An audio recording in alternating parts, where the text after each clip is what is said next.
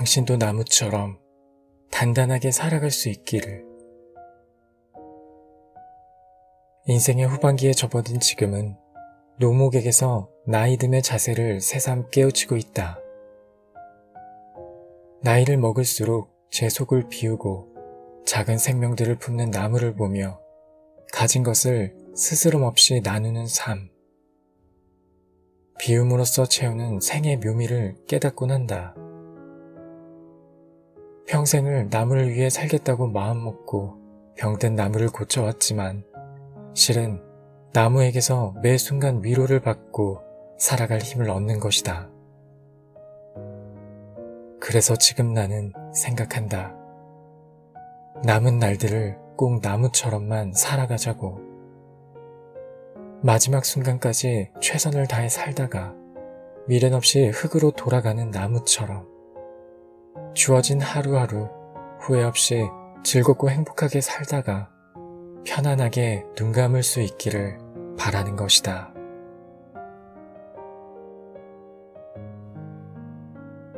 안녕하세요. 책이 빛나는 밤의 기현입니다.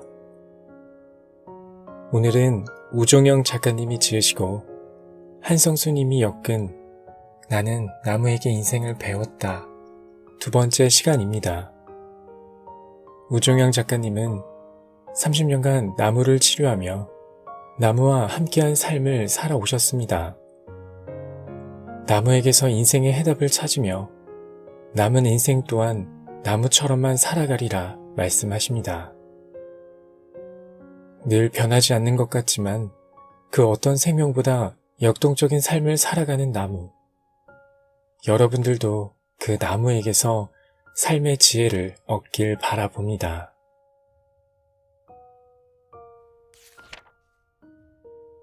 결국 부드러움이 강함을 이긴다. 서울 도봉산 망월사에 오르는 길 언저리에는 두꺼비 바위가 있다. 마치 두꺼비가 파리를 잡아먹고는 시치미를 뚝 떼고 앉아있는 것 같다고 해서 지어진 이름이다. 그런데 가만히 살펴보면 바위 밑으로 더 신기한 풍경이 눈에 들어온다. 집채만한 바위덩이들이 마치 도끼에 맞은 장작처럼 쩍쩍 갈라져 있는 것이다. 큰 바위가 마른 장작처럼 쫙 갈라져 떨어지는 것이 화강암의 특성이라지만 사실 최초로 바위 틈새를 벌리는 건 다름 아닌 나무다. 암벽 위에 자리 잡은 왜소한 나무들이 제 몸집보다 몇십 배는 큰 바위덩이를 보란듯 갈라버리는 것이다. 대체 나무는 무슨 힘으로 큰 바위를 두부 자르듯 갈라놓을 수 있었을까? 아직 껍질이 채 생기지 않은 여린 나무 뿌리 끝에는 흙을 파고들 때 상처가 나지 않도록 보호해주는 뿌리굴무라는 조직이 있다. 단단한 바위를 부지불식간에 갈라버리는 것이 바로 이 뿌리굴무다. 그렇다면 뿌리굴무가 안반 천공기의 드릴처럼 단번에 바위를 뚫을 만큼 강력한 힘을 가진 것일까? 그건 아니다. 뿌리털 끝을 감싸고 있는 뿌리굴무는 오히려 나무의 그 어떤 조직보다 연약하다. 그저 뿌리 끝에 달린 생장점을 부드럽게 감싸는 채 끈끈한 점액질을 분비할 따름이다. 재미있는 점은 집채만한 바위를 단번에 가르는 비밀이 바로 이 부드러운 점액질에 있다는 것이다. 뿌리굴무가 내뿜는 점액질은 거친 흙을 부드럽게 만들 뿐만 아니라 주변의 수많은 미생물까지 먹여 살린다. 옥수수 뿌리의 점액질 1g에는 무려 100억 마리 이상의 세균이 충분히 먹고 살 수 있는 영양물질이 들어있다. 그래서 나무 뿌리로 인해 수많은 생명체가 함께 살아가는 공존의 공간이 탄생하게 된다. 이렇게 만들어진 생명의 순환고리는 단단한 바위로 스며들어 바위를 부식시키며 작은 틈새를 만들어낸다. 처음엔 눈에 보이지 않는 틈새에 작은 미생물들이 조금씩 들어가 살게 되고 그 부드러워진 공간으로 뿌리가 뻗어나가니 아무리 단단한 바위도 결국 갈라지고 마는 것이다. 바위가 유독 많은 도봉산을 오르다 보면 도저히 뿌리 내릴 수 없을 것 같은 암벽 한가운데에서 태연하게 자라고 있는 나무들을 볼 수 있다. 예전에는 그런 나무들을 볼 때마다 뭔가 아슬아슬하고 안타까웠는데 이제는 대견하다는 생각이 든다. 비록 척박한 바위에 자리 잡았을지언정 그들이 가진 뿌리의 부드러운 속성이 나무 자신은 물론 주위의 여러 생명들까지 살리며 조금씩 전진하고 있다는 것을 알기 때문이다. 어디 암벽 위에 자라는 나무뿐이겠는가? 살다 보면 우리 인생길에도 바위처럼 단단한 벽을 만나게 된다. 그 벽이 너무나 크고 단단해서 그 어떤 노력에도 꿈쩍하지 않을 것 같으면 화가 나게 마련이다. 하지만 미동도 없는 벽 앞에서 소리치고 화를 내봐도 남는 것은 지독한 좌절감과 상처뿐. 달라지는 건 아무것도 없다. 나 역시 젊은 시절에는 나를 둘러싼 벽 때문에 가슴에 화가 많았다. 어려서부터 생업전선에 뛰어들었기 때문인지 애송이가 뭘 한다고 까불어 라는 조롱과 야유에 자주 시달렸고 그럴수록 나는 강하고 세 보여야 한다는 강박에 사로잡혔다. 내 눈에 비친 세상은 온통 싸워서 이겨야 할 적투성이었다. 세상을 향한 적개심은 나무를 치유하고 다니면서도 한동안 떨굴 수 없었다. 특히 자신의 이익을 위해서라면 나무 따위는 죽어도 상관없다고 말하는 사람들을 만날 때면 욱하는 화를 참지 못했다. 하지만 시간이 지날수록 깨닫게 되었다. 강성으로 맞설수록 싸움은 커지고 분노는 더 큰 분노를 불러일으킬 따름이라는 사실 말이다. 혈기왕성하던 40대의 일이다. 강원도 한 산골의 마을에 오래된 느티나무를 이전해야 한다는 소식을 접하게 되었다. 걱정스러운 마음에 달려가 나무를 찬찬히 살펴보니 돌밭에서 자란 나무라 미리 뿌리 돌림을 할 시간이 필요했다. 그럼에도 불구하고 급하게 나무를 옮겨야 하는 이유는 단 하나.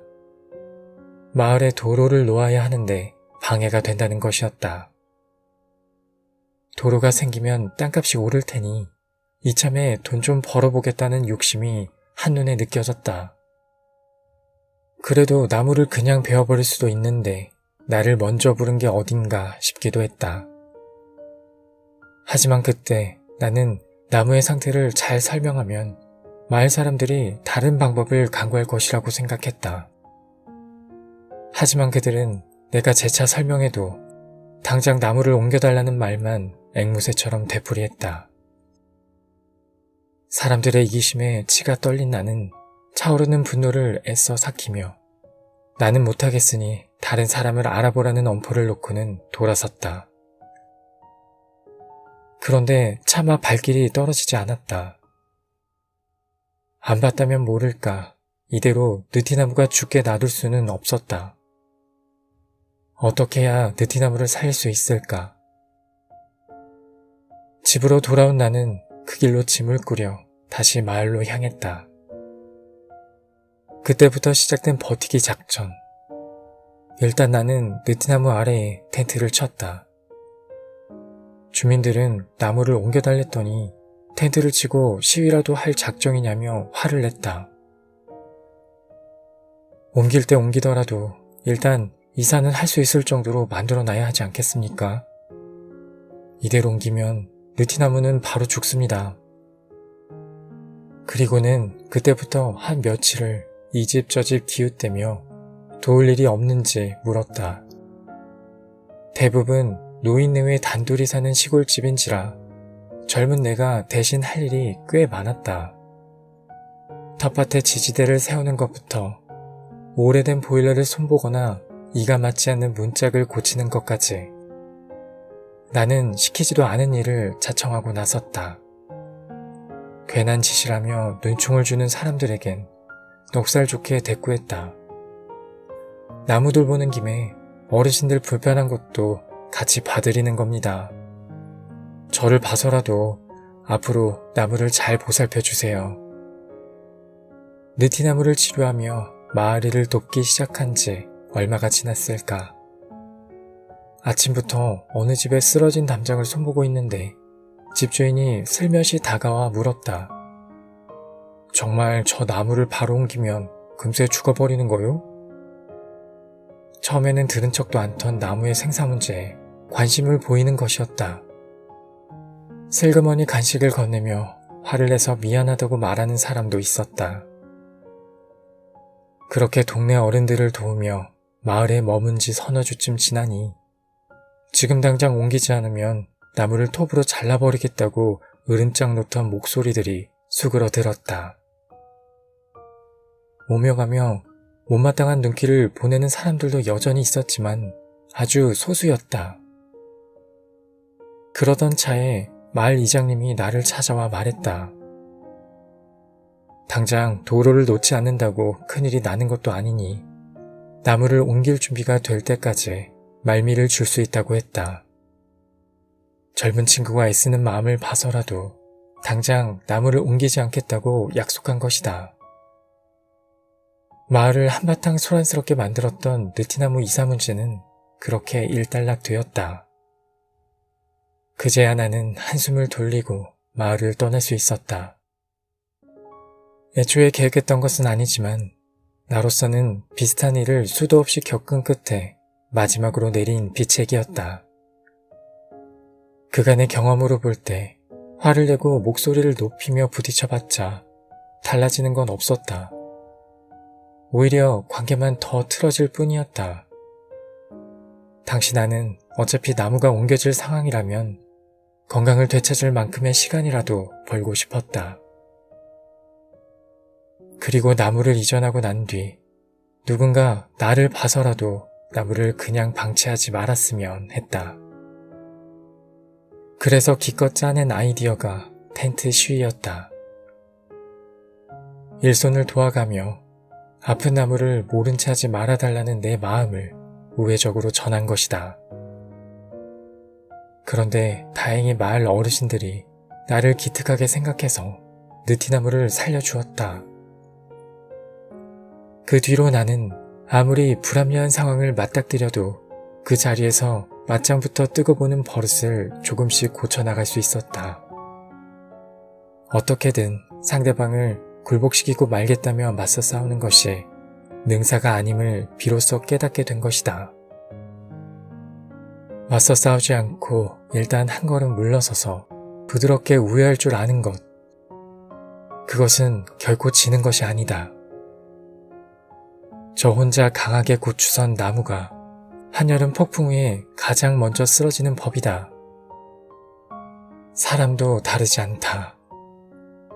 아무리 내가 옳고 상대방이 틀렸다 하더라도 상대방을 벼랑 끝으로 몰고 가면 안 된다. 노자도 말하지 않았던가. 부드러운 것이 능히 단단한 것을 이기고 약한 것이 능히 강한 것을 이긴다고. 이제는 알겠다. 결국 부드러움이 강함을 이긴다는 사실을 말이다. 그런데 그것을 실천하기가 참 쉽지 않다. 나는 아직도 멀었다. 오늘 준비한 내용은 여기까지입니다. 끝까지 함께 해주셔서 감사합니다. 지금까지 책이 빛나는 밤의 기현이었습니다.